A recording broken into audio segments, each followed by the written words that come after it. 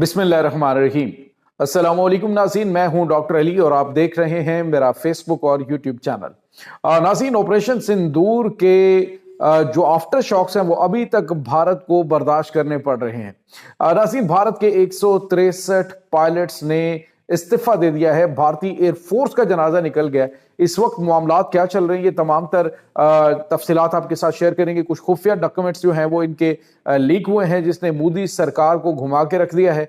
जबकि दूसरी जानिब नाज़रीन, भारत ने पाकिस्तान मुखालिफ अक़वाम मुत्तहिदा में एक और घनौना प्रोपेगेंडा किया, वहां पर रोना शुरू कर दिया है। वो भी डिटेल आपके साथ शेयर करेंगे।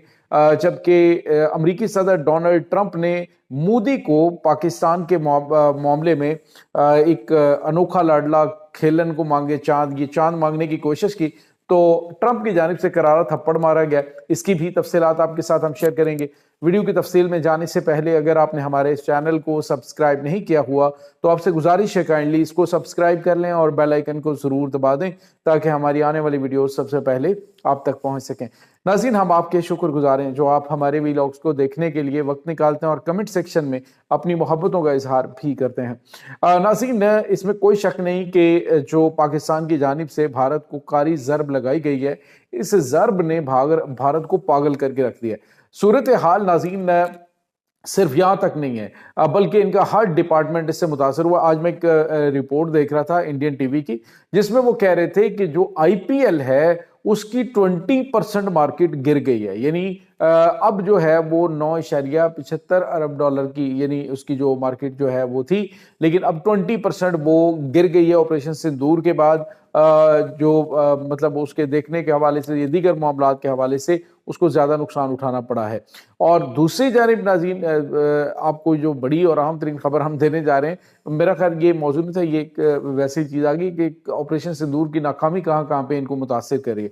अब नाज़रीन जो खबर आई है वो ये है कि एक रिपोर्ट जो है वो खुफिया रिपोर्ट इनकी लीक हुई है, जिसके तहत पता ये चला है कि भारतीय एयरफोर्स के 163 पायलट्स ने एयरफोर्स से रिजाइन कर दिया। आप अंदाजा लगाएं कि एक एयरफोर्स जो है उसके जो ऑपरेशनल पायलट्स हैं वो 163 अगर इस्तीफा दे दें तो एयरफोर्स जो है वो सस्टेन कर सकती है। बड़ा मुश्किल होता है। नाज़रीन, इस वक्त सूरत हाल ये है कि ये नहीं है कि बिल्कुल ये छोटे छोटे जो मतलब उनके इब्तदाई तौर पे जो फ्लाइंग ऑफिसर्स हैं वो उनके नहीं, ये अच्छे ओहदों के ऊपर मौजूद जो पायलट्स हैं, जैसे कोई विंग कमांडर है, कोई स्क्वाड्रन लीडर्स हैं, यानी इस तरह के लेवल के जो लोग हैं वो थे जो कि इस में शामिल है जिन्होंने रिजाइन किया। और वजह क्या है?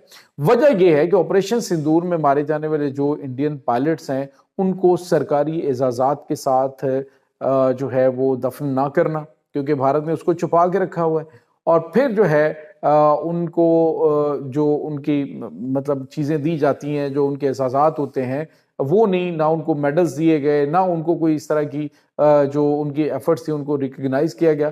इंडियन एयरफोर्स की जानिब से कहा गया कि ये तमाम चीज़ें जो हैं वो एक पायलट का हक है। एक सिपाही जो है वो जंग के दौरान मारा गया, अपनी ड्यूटी के दौरान मारा गया, तो उसकी ये रिस्पेक्ट होती है। लेकिन नाज़रीन, भारत जो कि हक़ाइक़ छुपाना चाहता था, इसलिए उन्होंने ये चीज़ें जो हैं वो सामने नहीं लाई।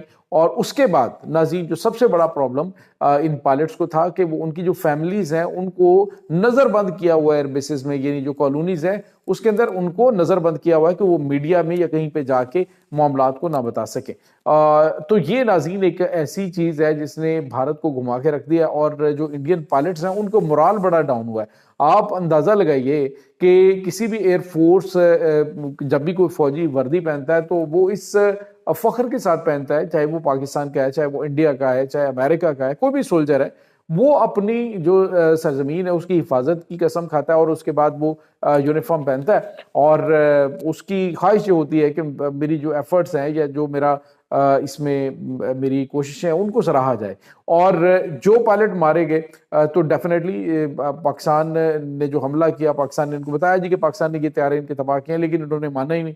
यहाँ तक कि फ्रांस की जानिब से कहा गया, यहाँ तक कि जो इन्होंने 3 जो इनके ایئر ڈیفنس سسٹم کے یونٹ جو پاکستان نے تباہ کیے تھے اس کا دوبارہ سے آرڈر دیا، اور ابھی تو انہوں نے S-500 کی ضد چھوڑ کے انہوں نے کہا کہ ہمیں کوئی اور جدید جو ایئر ڈیفنس سسٹم ہے وہ فراہم کیا جائے۔ تو بھارت جو ہے وہ اس وقت ہر طرف سے بالکل نا امید اور نامراد بن کے پاکستان کے خلاف جنگ کے بارے میں اس لیے نہیں سوچ رہا۔ پلاننگ انہوں نے حملے کے حوالے سے کی ہوئی تھی، لیکن ان پائلٹس کے استعفے کے بعد بھارت کو اندازہ ہوا کہ اب ایئر فورس کے ذریعے حملہ کرنا پاسبل نہیں ہے، تو ممکنہ طور پہ یہ اس بار جو ہے وہ نیول سائڈ سے کوئی شرارت بازی کرنے کی کوشش کریں، یا پھر جو زمینی فوج ہے اس کے ذریعے۔ تو ایئر فورس جو ہے یوں سمجھ لیجئے کہ ابھی بالکل ان کی فارغ ہوئی پڑی، اور ویسے بھی پاکستان نے جو ہتھیار حاصل کیے ہیں ابھی ریسنٹلی وہ اس طرح کے ہیں کہ بھارتی ایئر فورس تو ٹکے گی نہیں، 500 کلومیٹر ابھی دور ہی پاکستانی بارڈر سے ڈپلائمنٹ ہوگی۔ اس کے بعد ناظرین دوسری بڑی اور اہم خبر ہے وہ یہ ہے کہ بھارت اس وقت جو ہے وہ پراپیگنڈا پاکستان کے خلاف کیا کر رہا ہے۔ دیکھیں جی موسم کیسا ہے، اقوام متحدہ کے اندر اب ان کی ذرا گفتگو سنیں، ان کے جو اقوام متحدہ میں ان کے سفیر ہے وہ کیا کہہ رہے ہیں کہ جی جو معصوم افغان ہیں ان کے خلاف پاکستان جو ہے وہ ٹریڈ روٹ کو ایک ویپن کے طور پہ استعمال کر رہا ہے۔ اچھا تو پھر آپ کو اتنی درد ہو رہی ہے، اتنی تکلیف ہو رہی ہے ان افغانیوں کی، تو ہمیں بتائیں کہ ہم خصوصی پروازیں بھیج کے ان کو سب کو جو ہم افغانستان میں بھیج رہے ہیں ان کو ہم بھارت میں اتار دیتے ہیں۔ تو ناظرین اس طرف یہ آئیں گے نہیں، یا اس طرف تو یہ کسی کو داخل نہیں ہونے دیتے۔ ایک بچہ تھا وہ جو ٹائر ہوتے ہیں ان میں سفر کرتا ہوا دہلی پہنچ گیا تھا، انہوں نے پکڑ کے تو اس کو واپس بھیج دیا۔ تو یہ تو ایک بچے کو برداشت نہیں کرتے، تو انہوں نے جو ہے وہ افغانیوں کے لیے ان کا درد ہوگا، یہ صرف پاکستان کے خلاف پراپیگنڈا کر رہے ہیں۔ اصل بات یہ ہے کہ پاکستان نے کل افغانستان کے اندر بھارت کا جو مکروہ چہرہ ہے، جو یہ وہاں پہ دہشت گردوں کو سپورٹ کرتے ہوئے پاکستان میں دہشت گردانہ کاروائیاں کرے، وہ حقائق پاکستان نے سامنے رکھے تھے جس کی ان کو بڑی زیادہ تکلیف ہو رہی تھی۔ ادروائز افغانیوں کا درد ان کو محسوس ہو رہا ہے، یہ بڑی عجیب سی بات ہے۔ ناظرین یہاں پہ آپ کو یہ بتاتے چلے، ایک اور بڑی اور اہم ترین خبر ہے، نریندر مودی جو ہے اس نے جو امریکی صدر ڈونلڈ ٹرمپ ہے اپنی لابنگ کے ذریعے جو لابنگ کرتے ہیں وہاں پہ، ان سے کہا ہے کہ وہ پاکستان کو جو $650 ملین جو ہیں وہ دینے کا اعلان کیا، خاص طور پہ جو F-16 جنگی طیاروں کی اپگریڈیشن کے حوالے سے، تو اس کو امریکہ نے جواب دے دیا۔ انہوں نے کہا کہ اپنے کام سے کام رکھیں، ہمیں پتہ ہم نے کیا کرنا ہے۔ ناظرین اس وقت آپ کو یہ بتاتے چلیں کہ پاکستانی قیادت نے، فیلڈ مارشل نے، پاکستان کے جو پرائم منسٹر ہیں انہوں نے یوں کہہ لیجئے کہ ٹرمپ کو مکمل شیشے میں اتارا۔ وہ ٹرمپ جیسے بندے کو شیشے میں اتارنا کوئی آسان کام نہیں، اس کے لیے پاکستان نے اس کی نبض پہ ہاتھ رکھا ہے۔ آپ اندازہ لگائیے کہ پاکستان اور انڈیا کے درمیان جنگ کا کریڈٹ لینے کے لیے اس نے اعلان کیا، تو پاکستان نے کیا کہا، اور انہوں نے کہا جی آپ کو تو پیس کا نوبل پرائز ملنا چاہیے، اور تو اور جہاں پر امریکی جو صدر ہے وہ تعریف پسند ہے، وہ تعریف سننا چاہتے ہیں، تو پاکستان نے اکنالج کیا اور اسے کہا جی ہم نے تو یہ سفارش کر دی، اس کو پیس کا نوبل پرائز ملنا چاہیے۔ اور اس کے بعد جو ہے وہ پاکستان نے غزہ جنگ جو ہے اس میں اب انٹری ڈالنے کے لیے اپنی جگہ بنا لی، اور پھر وہاں پہ کلیدی کردار پاکستان نے ادا کیا۔ وہاں پہ جو پاکستانی پرائم منسٹر انہوں نے جو ان کی تعریف کی وہ ایک الگ سے معاملہ، اور پھر جو جہاں پہ کھڑے ہوتے ہیں وہ پاکستانی فیلڈ مارشل کی تعریف کر رہے ہوتے ہیں، اور انڈیا کو جو ہے وہ مرچیں لگانے کے لیے بار بار ان کی جنگی طیاروں کے گرنے کی بات کر رہے ہوتے ہیں۔ تو آپ یوں کہہ لیجئے کہ بھارت جو ہے اس کو اندازہ ہی نہیں ہے، دنیا کے کسی ملک کو اندازہ نہیں ہے کہ ٹرمپ جو ہے، یہ خود وائٹ ہاؤس کا کہنا ہے کہ ٹرمپ کو ہینڈل کرنا صرف اور صرف پاکستان جانتا ہے، اور کسی کو پتہ ہی نہیں ہے کہ ٹرمپ کو ہینڈل کیسے کرنا ہے۔ اور پھر پاکستان نے ان کو منرلز کے حوالے سے جو، اور اس کے بعد جو ہے وہ بٹ کوائن جو انہوں نے پاکستان کے اندر جو ڈیجیٹل کرنسی کے حوالے سے اس میں پاکستان نے ان کو چھوٹ دی، اور دیگر چیزیں۔ تو یہ وہ چیزیں تھیں کہ جو ڈونلڈ ٹرمپ کو جو ہے وہ بڑا انہوں نے مروب کیا، اور پھر جو رہی صحیح کسر ہے پاکستان نے ان کو پھنٹی لگا کے بھارت کو یہ بتا دی کہ پاکستان ایک مضبوط ملک ہے۔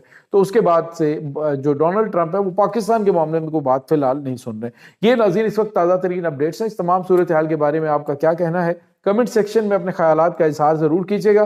انشاءاللہ بہت جلد ملتے ہیں ایک نئی ویڈیو میں، تب تک کے لیے اپنا بہت سارا خیال رکھیے گا۔ اللہ حافظ۔